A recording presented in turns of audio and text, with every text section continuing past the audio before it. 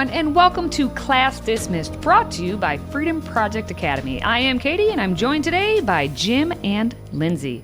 Let's get right into our first headline, which reads, Back to Basics. Looking into why Metro Detroit School chooses not to teach with technology. Now, we know across the nation for decades and decades, literacy rates have been plummeting. But the question is, what are states doing about it? Well, I guess Michigan, which ranks 44th in the country in reading, is finally saying, you know what? Let's do something about it. 20 to 30% are proficient in the way that they should be in literacy. Which means that 80 to 70% are not. So Absolutely. So how do you drastically and quickly fix a classroom fundamental? Ledford thinks it's by going back to the fundamentals, replacing technology with good old-fashioned books. It's a bit of an experiment, but 20 years ago, this is how we operated. Right. So it's not anything really new. It's just different for these times. Why does it say t, but it's spelled ED? So in classrooms like Mrs. McCackern's, the technology is now a paperweight. At first, it was very shocking to teachers. I think COVID has changed a lot of education for us. We have leaned more in towards technology. It's almost become a crutch in a way, and I think we're discovering that the more we take technology out of the classroom, how much we were putting kids on it before. Almost like a babysitter. Kind of. I know it's only been a month, but are you seeing changes already? I am noticing a really big difference in them. The kids are more engaged in physical books. Their reading stamina is increasing greatly. With your literacy rates where they are now, what would you consider a success then? Well, in year one, I would say if we got to 50% proficient, that would be a major win.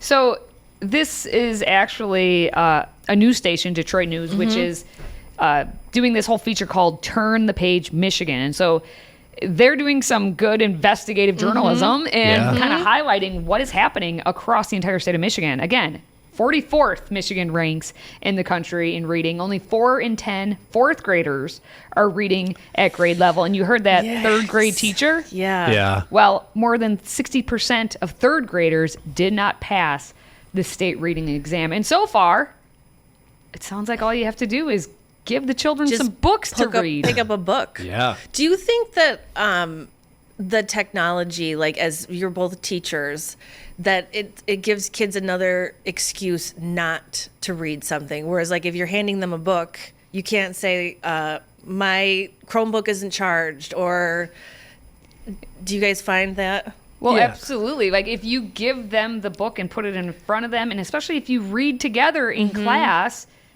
then the kids are going to be able to learn how to read. But if it's like, okay, read this paragraph on the Chromebook. Oh, my charger. Where's my Chromebook? Mine's broken.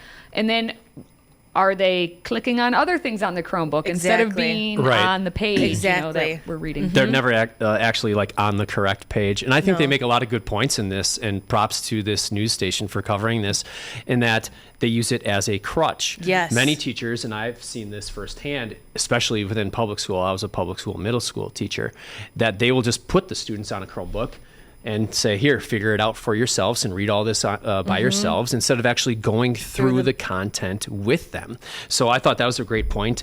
The teacher then said, when you do that as a teacher and just put students on technology and use it as a crutch, she's exactly right, in that you just become a babysitter. It really is all that you are. I'm actually really pleased. I know later on they show that they're doing Charlotte's Web in third grade, which we do in our school, right? As they should. Good books. I know the one student he was reading, it looked like a graphic novel. I'll say not a huge fan, but at least it gets them reading a little bit, right? So I think it just makes common sense. Yeah. I really love our school too. And one thing that I always tell parents that call Freedom Project Academy and wondering about what we do, I say, well, we are an all online school, but we do require physical textbooks. And again, just hearing the parents on the other end of the line almost give that, Yeah, exactly. so refreshing, so refreshing. Well, I like too that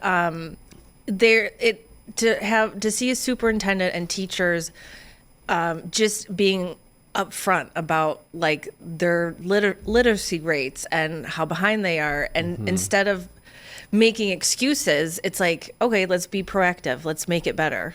Well, and here's a thing that I want to bring back of yesteryear, which I read a headline about Pizza Hut bringing back the reading... The book challenge, the where you can get a book free challenge. personal Yeah, challenge. right? I loved Let's bring that those. back. But also, what's SSR? You guys remember? Silent Sustained Silent reading Reading? time? Yeah, Silent Sustained Reading. Oh.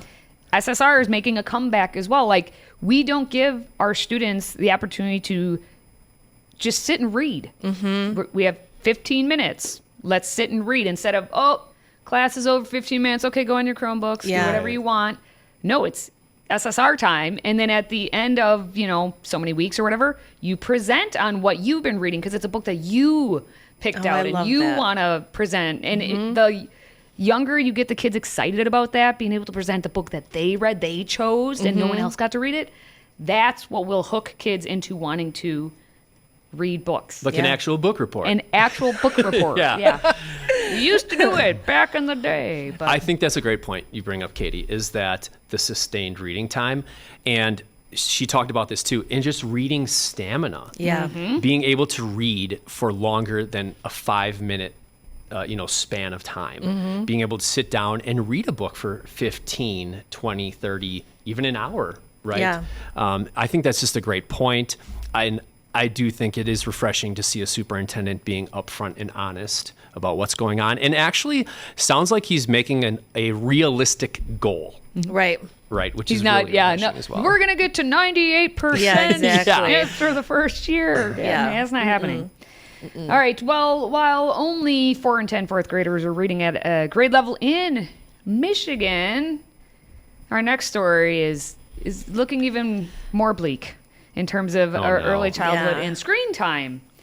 It's not looking great. A researcher discovers shocking factor causing brain impairment in U.S. children. Can you see the screen all right? This is 5-year-old Rose. She was one of 60 kids to undergo an exhaustive study in the US, using an MRI machine to scan the brains of kids aged 3 to 5 years old. This was the results truly shocking. Interactive screen time causes a loss of white matter in the brain. Well, in the simplest terms, we could actually refer to some measure of brain impairment or brain damage. Professor Mike Nagel from the University of the Sunshine Coast has spent a career studying child brain development. So white matter in the brain is a material called myelin. So what myelin does is it wraps around the axons of neurons and acts like an insulator, a conductor, not too dissimilar to the plastic coating of a wire. So if we're seeing deficits in myelin production early in life, we're probably seeing deficits in neural connectivity. The study shows the more screen time a child is exposed to, the greater the loss of white matter. Can you remember your first reaction to those results, not only as a professional in this field, but as a father? My gut reaction was, wow. I was not anticipating seeing anything like that. It hadn't occurred to me at the time that something as little as, and it said 2 hours a day, was having such a profound effect on the white matter associated with sort of language development. And by association, literacy, it was a shock. Sit with that one for a moment. Yeah. How can you not watch that and all the science behind it and have the exact same reaction that researcher had and just, wow. Yeah. 2 hours, just 2 hours really, of screen time. And that's the kind of things that are happening. So it's actually not very shocking when we see that story before of, 40% of students are reading at grade level, because they probably aren't reading at any sort of grade level by the time they come into school.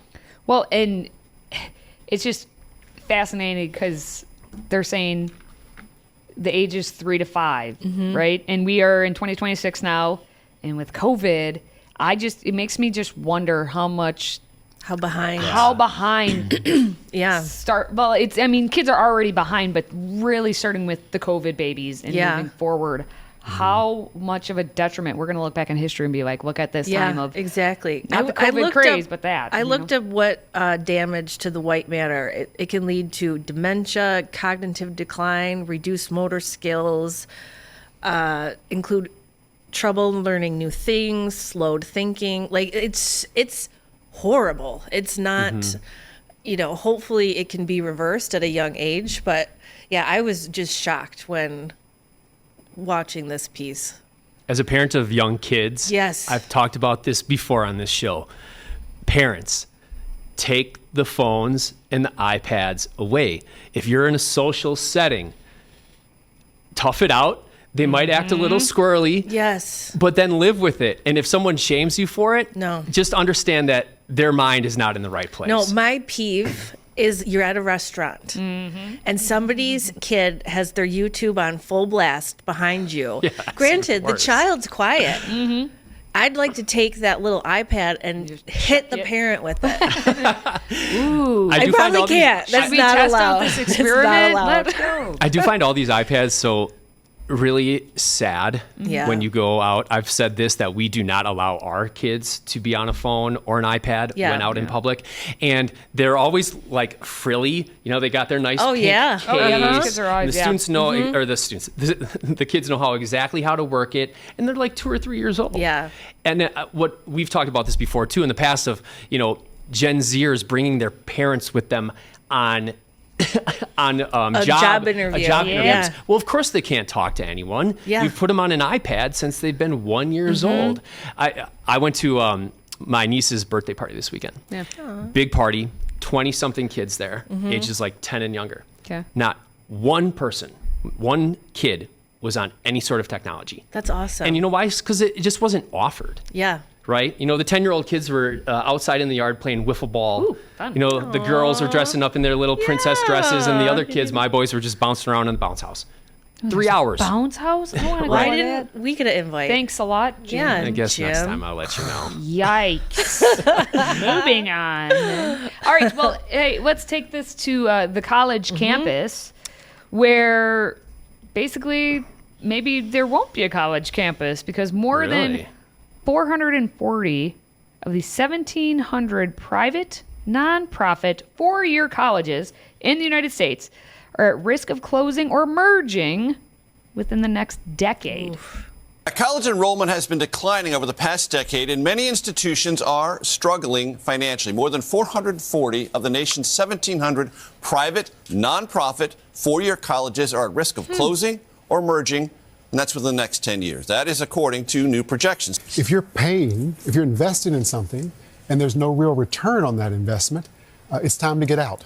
And that's what's happening here. These are a lot of colleges that statistically produce zero value. So they are boutique institutions that offer a couple of things that some small subset of students and their parents find attractive, but are not really part of the relevancy of higher education? Well, I wouldn't go there. They don't necessarily need to be boutique institutions. They're just not, the education is not being rewarded in the labor market. And so if you're paying $40,000 or $50,000 a year into something, you come out of college with $200,000 worth of debt, and your income doesn't go up any more than if you had not gone to those schools, that's not a good investment. So the fact that the market is finally starting to work and students and families are voting with their feet, that is good news. Because this is kind of a parable about the dangers of tuition inflation and the cost of a higher education up against what you gain on the other side. That's exactly right.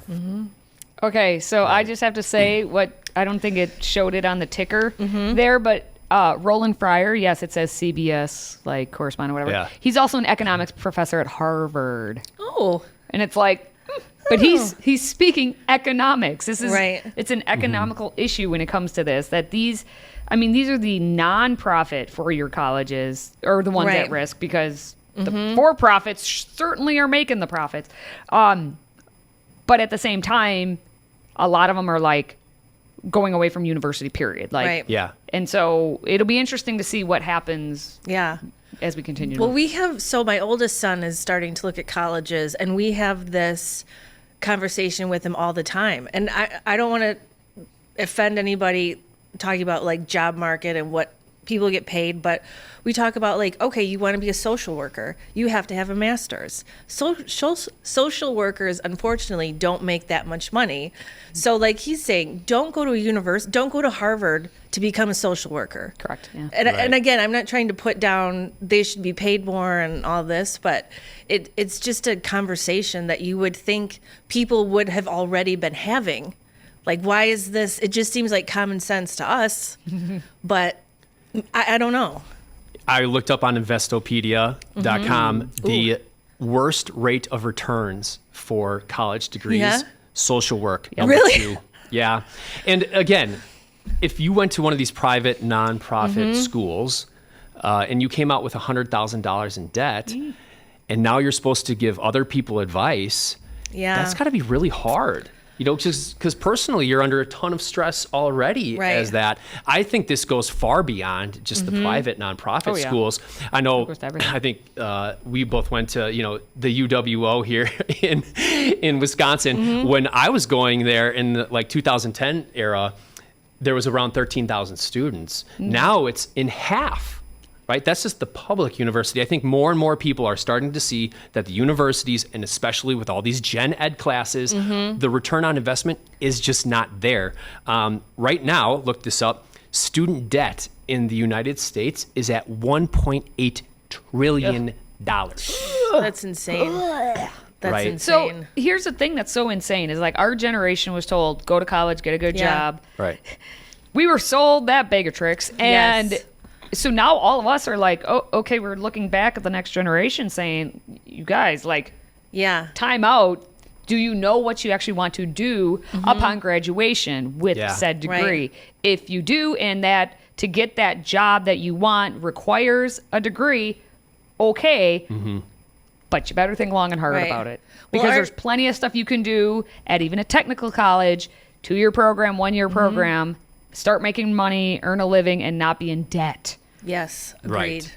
Agreed. Absolutely. Our astronomy teacher, on her last few days of class, she encourages students to do internships, really do more research on the career you want to choose. And she also, because she has her doctorate, she said nobody cares where you get your undergrad. No. Go to community college, go to your local whatever, and then go on to the bigger university for that higher degree. Well, and then my advice, because I say this to my students all the time, is like, if you're going to go on to get higher education, get paid to go. Because that's how I did it, so I didn't have any debt coming out. Get paid to go, because you can be a teaching assistant and whatever it may be. 'Cause otherwise you're just gonna you're gonna be in debt forever. It feels like. So all right. Well, the Bible says some things about money. A few things. And a few good stories. Maybe the love of it Economics in there. being the root of all evil. Just the love of money, not money itself. But here's a random question, a good segue to this one. What would happen if the books of the Bible had theme songs? I want to break free. Oh, this is Exodus, right? Okay. This girl is on fire. Esther, right? Okay. Yeah. Okay. Oh no. This is true. Kids, cover your ears.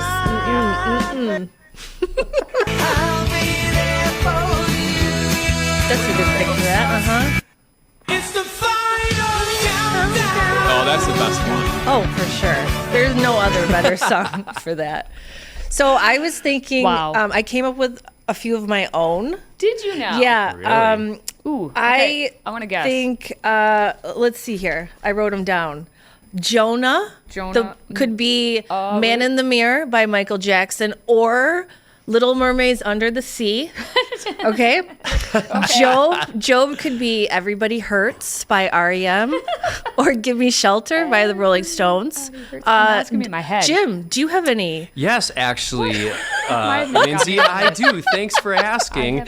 I was going to say 1 Samuel could be from The Lion King. Oh, I just can't wait to be king. Right? That's a pretty good one, I think. Ecclesiastes, which, is everyone's favorite, could just be, this is going to show I'm a millennial, Linkin Park, in the end, it doesn't even matter. Okay, and then I got two more for you. Okay, I'll save it. First and second Kings could just be the Game of Thrones theme song. Oh, I can see that. That would have to. I actually think Martin stole all of his ideas from the Bible. I mean, the Kings are just swapping left and right. Yeah. My personal favorite, though, that I think I came up with is Job is cut my life into pieces. This is my last resort. Yep. So that would be my list. Okay, well, you guys didn't tell me you were doing this game. I'm sorry. So here's the deal. This is me off the top of my head. Yes. Who's my favorite band of all time? Bee Gees. What's one of the most popular songs? Staying Staying Alive. Alive. Look at Daniel. Boom. Nice. Not in the jungle. The lion sleeps tonight. Okay, it could be that. Well, I'm Bee going off the Gees. top of my head because I did Okay. not have time to. We prepare. can't have Disney songs for every. We gotta have the Bee Gees. You gotta have the Bee Gees in there. You really do. Good harmony. What do you want from me? Style. I thought you were going to say you too, and I was going to throw up.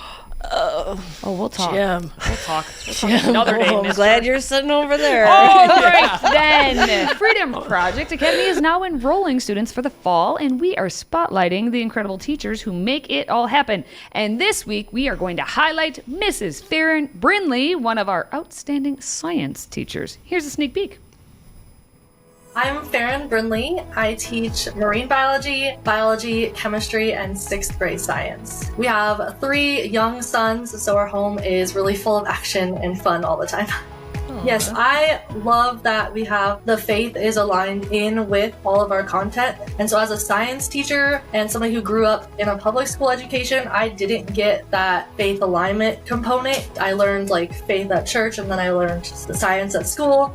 And sometimes they try to explain both for us, but being able to actually say like, hey, this is how science and God actually reinforce one another. They don't contradict each other. I kind of have like more of a real life focused idea. I remember a professor in college that I had, he would like teach us a concept and then be like, this is where you would use this in the real world. Like we were learning about viscosity, and he's like, viscosity, my mom was a chemist at a yogurt factory, and her job was to test and make sure it was the right thickness, the I didn't viscosity, even know how the like word thick it was, not too runny, not too firm. And he would do that with everything we came across, every subject. He would point out a real life application or a career that would go with it. And that really stuck with me. And that's something I like to do in my classes too, is be like, this is how we actually use this in real life, or this is how somebody in this career or this field would use this for this reason. It's okay to have different inferences or hypotheses whenever we predict things, because we all have different prior knowledge and past experience that we're pulling from. And those things all shape how we perceive, even if we have the same facts in front of us, we all perceive them slightly different because of that. And I feel like that's the thing I've learned the most, is how many truly different backgrounds and lifestyles all these kids live. They all learn over the years to be respectful of those differences in one another. And the whole world honestly could learn a little bit more from them about that.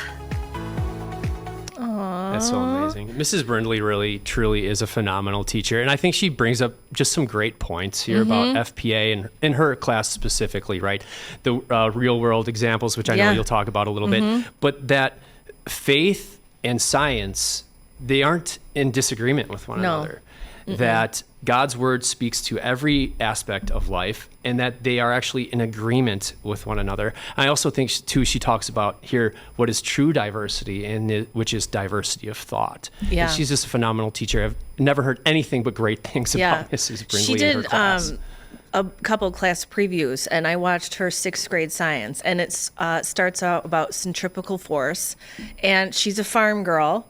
So in her lesson, then she brings out a lasso, and she's like lassoing in her class preview about centripetal force. Then she brings it back to the story of David and Goliath. Ooh, there you go. It was just like, I was like, I'll join that class. Like she just really, I'll be there. She makes it so fun and interactive. So yeah. That's really cool. Well, we are proud to say that Freedom Project Academy has been awarded Christian School of the Year by Education Insider. So, if you would like to see what makes FPA stand out, visit freedom4school.com and explore our live, anytime, and homeschool courses. Use code CD10 for class dismissed to save 10% on tuition. And before we leave, I just want to give Allie a shout out.